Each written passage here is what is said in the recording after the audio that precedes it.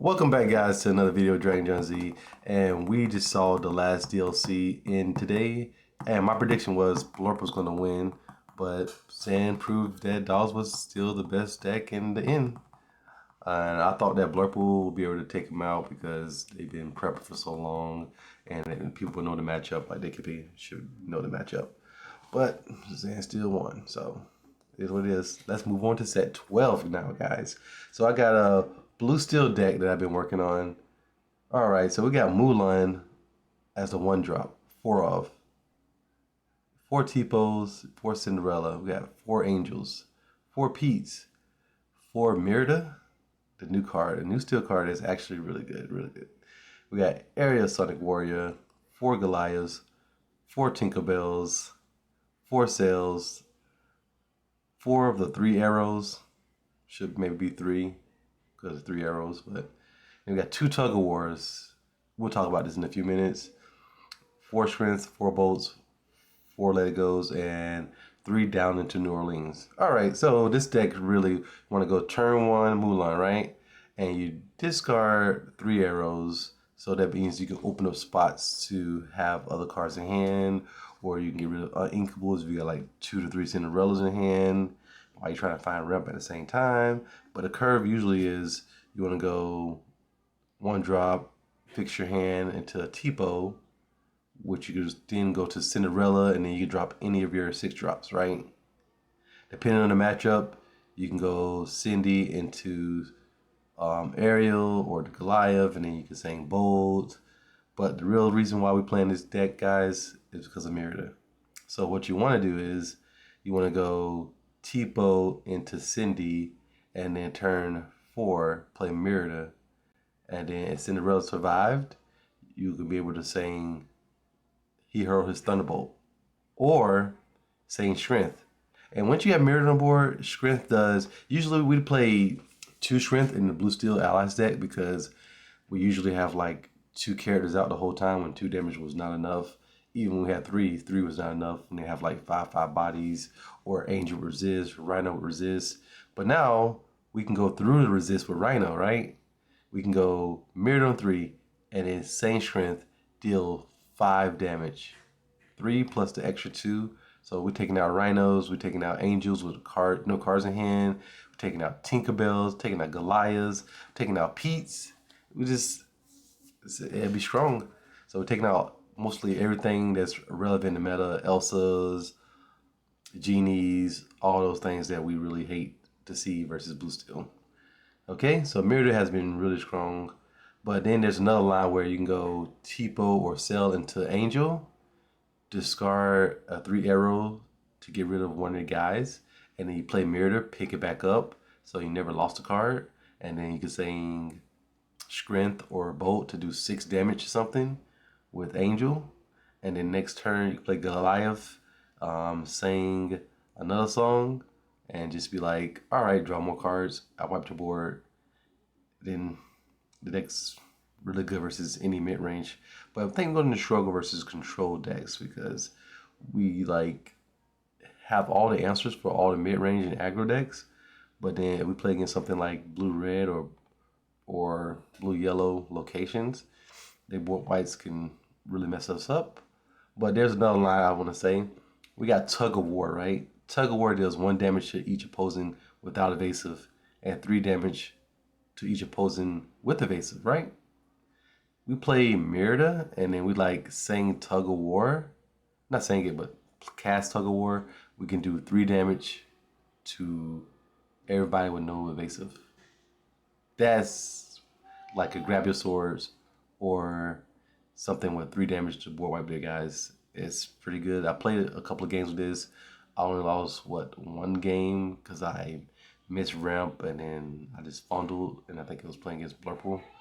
But being able to do 5 damage to all evasives like not Tinkerbell, but Elsa's and Genie's, just wipe all those out is pretty good, guys. And then we gotta let it go because we don't play Hades because we're trying to just go to 6 curve, and we just saying let it go to get rid of any other threat that we can't get rid of strength. And then we got 3 down into New Orleans, right?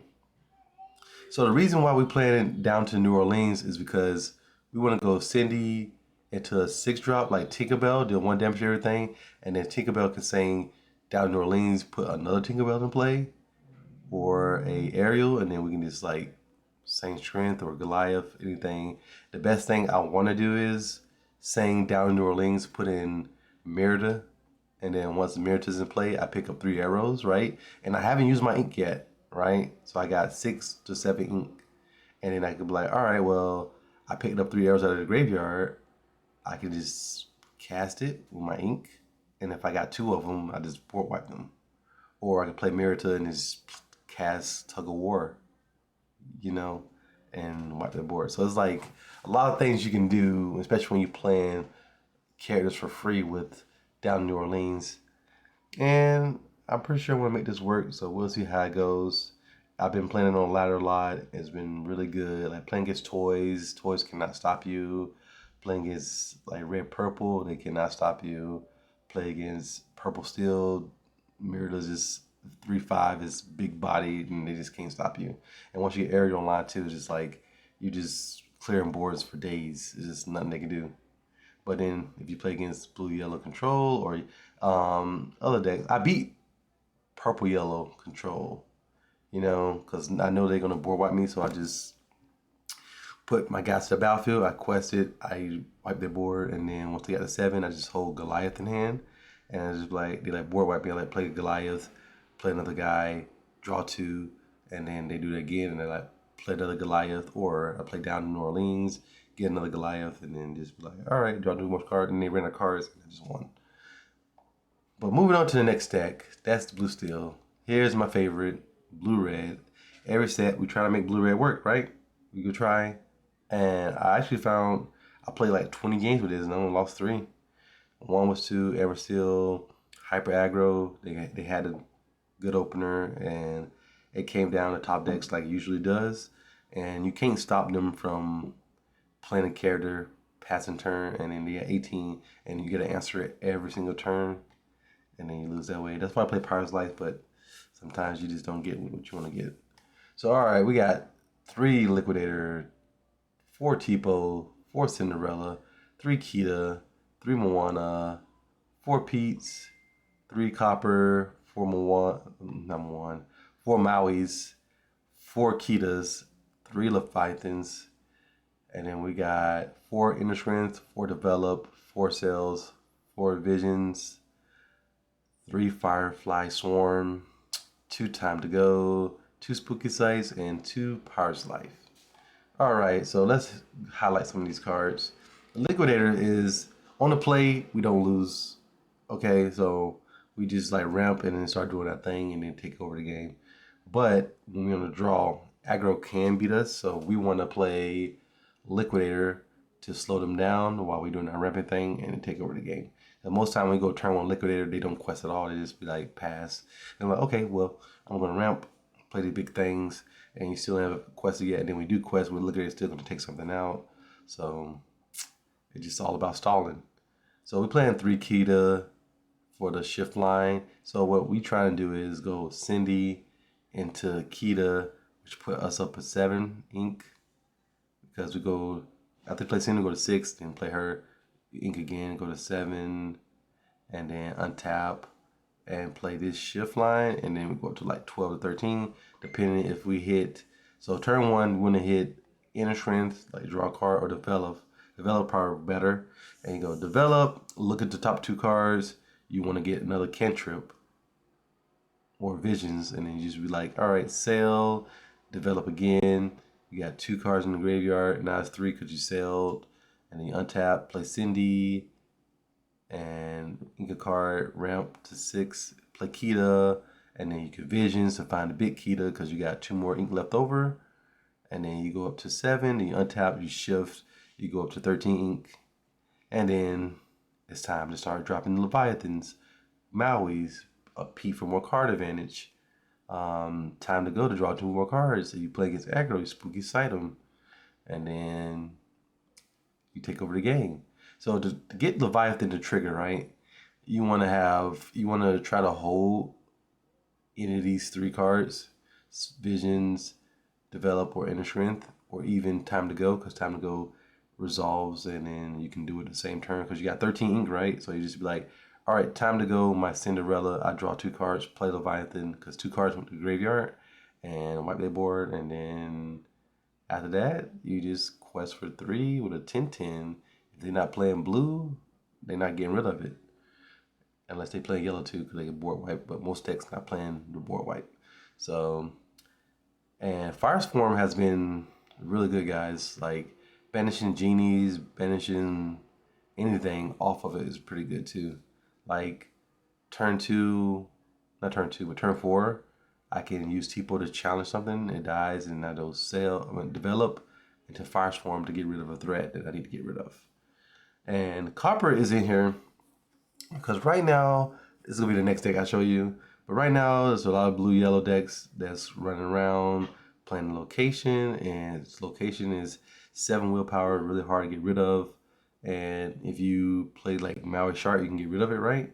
But if you don't have Rush or anything like that, they just be like, all right, board wipe. And they do another board wipe. And then you just stall, and then you gain like 8 lore before you even do anything, and then you just close the game out really fast. Kita has been amazing. And at first, when she used a 7 ink cost to cast an ability, I was like, ugh, that's bad. But once you hit 14 ink, you're like, okay, I see why it costs 7. Because if it costs 2, 3, or 4, I can activate it 3 times, fix my hand, and draw like 3 cards, and then it'd be like higher all over again. So that's the deck, and the deck feels pretty good. If we had SSG, I would bring blue-red to the first tournament, but since there are no more pre-release tournaments, I'll just wait until we find the best deck and see how it goes, if blue-red can keep up with it. All right, here we go. Blue, yellow, Casa. I keep saying blue, white because I keep playing Magic and I keep thinking yellow's white, but it's not white, so don't worry about it. So this deck, right? You do the same thing. You want to ramp, you want to play Kitas, you want to get some big ramp out, and then once you do that, you go to like 13 ink or so, or 12, you just be like, Surfer Stitch, draw 2 cards, and then you already got like a 7/7 and a Force 8. What are they gonna do? There's so much stuff that you can just play out of that 14 ink. And if they challenge one of your guys, you just Ohana means family, draw 6 cards, sometimes 7 cards, and then it just falls short. And then you can just be like, drop 2 Casas, and then they try to get rid of them, and you just be like, board wipe, gotcha. And then now you just gain 4 lore every turn. You finish it to another board wipe, and then the game's usually over. And then they can do. The only deck that really can beat you is probably like Blue-Red have a hard time beating this deck because if they get 2 Casas out and I don't have the copper, they can just board wipe me every turn and stall me from being able to get rid of the locations. That's how I lost like 2 of my games. So blue, yellow's looking pretty good, guys. Cusco's to help with opposing locations or items. Horseman Strikes for the Blurple decks. Stop those evasive, draw cards. And play Let It Go to help with any remove or anything else. And I think the deck is pretty good, but we got to see how the aggro deck shape up. Dogs is still going to be good, but now that we got the Firestorm, the new Brawl, it's going to be able to put dolls back a little bit.